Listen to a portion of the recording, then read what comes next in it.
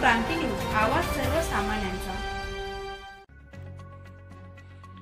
सटाणा तालुक्यातील मानूर ग्रामपंचायत पैकी असलेल्या बिरदावण इथं लहान मुलांसाठी भरत असलेल्या अंगणवाडीची दयनीय अवस्था झाली असून त्या ठिकाणी घुस उंदीर यांचं साम्राज्य पाहायला मिळालंय। तिथं असलेल्या पोषण आहाराच्या बॅगांमध्ये देखील घुस उंदीर यांचं वास्तव्य असल्याचं निदर्शनास आलंय।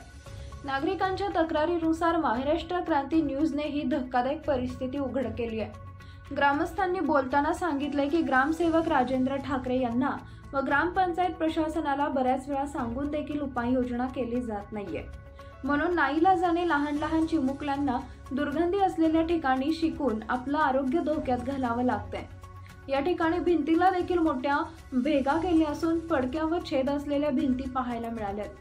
या ग्रामस्थांच्या नागरी सुविधांकडे ग्रामसेवक यांचं पूर्णपणे दुर्लक्ष असल्याचं देखील नागरिकांनी सांगितलंय व संताप देखील व्यक्त केलाय। तसेच पंचायत समितीतले गट विकास अधिकारी हे ग्रामसेवकांना व अधिकाऱ्यांना पाठीशी घालत असल्याचा खळबळजनक आरोप देखील ग्रामस्थांनी केलाय। म्हणून याबाबत जिल्हा परिषदेच्या मुख्य कार्यकारी अधिकारी आशिमा मित्तल यांनी दखल घेऊन परिस्थिती तात्काळ सुधारण्याची मागणी बिरदावण ग्रामस्थांनी केली आहे। याबाबत महाराष्ट्र क्रांती न्यूजने घेतलेला खास आढावा नक्की बघा। महाराष्ट्र क्रांती न्यूज साठी मुख्य संपादक प्रकाश बागुलसह भगवान खिल्लारी, सटाणा। मानूर ग्रामपंचायत पैकी वृंदावन पाड्यात एक अंगणवाडी दिसते आहे आणि त्या ठिकाणी देखील अस्वच्छता निर्माण झालेली आपल्याला पाहायला मिळाली। आता अंगणवाडी सेविका या ठिकाणी आल्या होत्या आणि त्यांनी हे जे प्रवेशद्वार आहे ते उघडलेले आहे आणि या अंगणवाडीची आतमधील परिस्थिती आपण दाखवणार आहोत।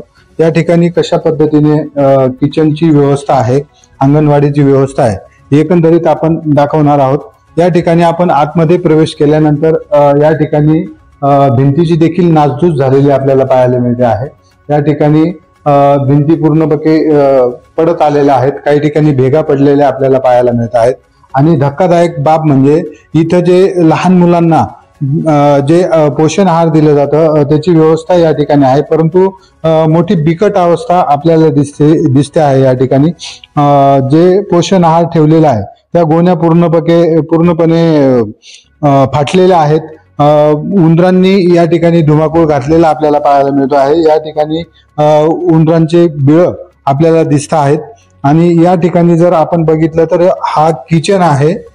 याच ठिकाणी लहान मुलांना जो पोषण आहार तो शिजवला जातो। या ठिकाणी आपण जर बघितलं तर किचनच्या खालीच उंदरांचं साम्राज्य देखील आपल्याला पाहायला मिळतं।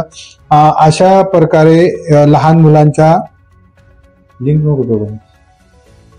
या ठिकाणी आपण जर बघितलं तर मोठ्या प्रमाणात दुर्गंधी देखील येताना दिसते आहे। अशा पद्धतीने लहान मुलांच्या पोषण आहारामध्ये या ठिकाणी हलगर्जीपणा केल्याचं आपल्याला पाहायला मिळत आहे। म्हणून ग्रामपंचायत प्रशासन आणि संबंधित विभाग यांनी या अंगणवाडीकडे दुर्लक्ष केलं का, मुलांच्या आरोग्याशी खेळ होतो का, हा एकंदरीत या ठिकाणी प्रश्न निर्माण झालेला आहे। आता या ठिकाणी काही ग्रामपंचायतचे सदस्य आहेत, त्यांना देखील आपण या संबंधित विचारणार आहोत। काय नाव तुमचं, काय नाव? रामचंद्र लानोगामर्डे, ग्रामपंचायत सदस्य आहात। ही अंगणवाडी किती दिवसापासून अशा अवस्थेत आहे? काय नाही, आता पहिलं बोगस होता ते आता नवीन पदर टाकला आम्ही।